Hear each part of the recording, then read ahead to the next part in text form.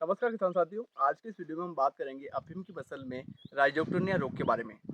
ये रोग जो है मुख्यतः राइजोक्टोनिया फफूंद के कारण होता है, जो अफीम की फसल में बहुत ज़्यादा नुकसान कर सकता है। ये पौधा जो है वो राइजोक्टोनिया फफूंद की वजह से पूरी तरह से नष्ट हो चुका है।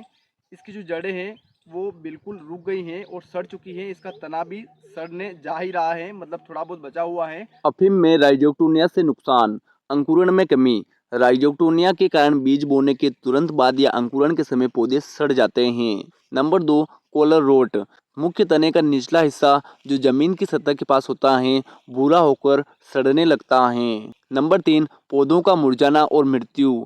संक्रमित पौधे बौने हो जाते हैं, पीले पड़ जाते हैं और अंततः झुककर मर जाते हैं। नंबर 4, उपज में भारी कमी। यह रोग संक्रमित पौधों में डोडे के विकास को रोकता है, जिससे अफीम के दूध और बीज की उपज में बहुत कमी आती है। नंबर 5, पेच में सूखा। खेत में प्रभावित हिस्से में खाली धब्बे दिखाई देने लगते हैं और इसकी रोकथाम बहुत ज़रूरी हो जाती है, क्योंकि अगर आप समय रहते इसकी रोकथाम नहीं करते हो तो यह फसल को पूरी तरह से नष्ट कर देता है। इसकी रोकथाम के लिए आपको फफूंदनाशक दवाओं का प्रयोग करना पड़ेगा।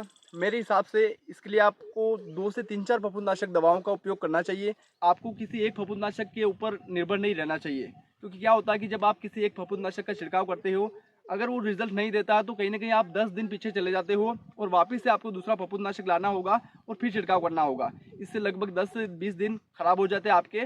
और मेरे ख्याल से आपको 2 से 3 दवाओं का मिश्रण कर लेना चाहिए। उसके बाद में इसमें आप तो ड्रिप सिंचाई कर सकते हो या आप पर्ण छिड़काव यानी कि पत्तियों पर स्प्रे कर सकते हो।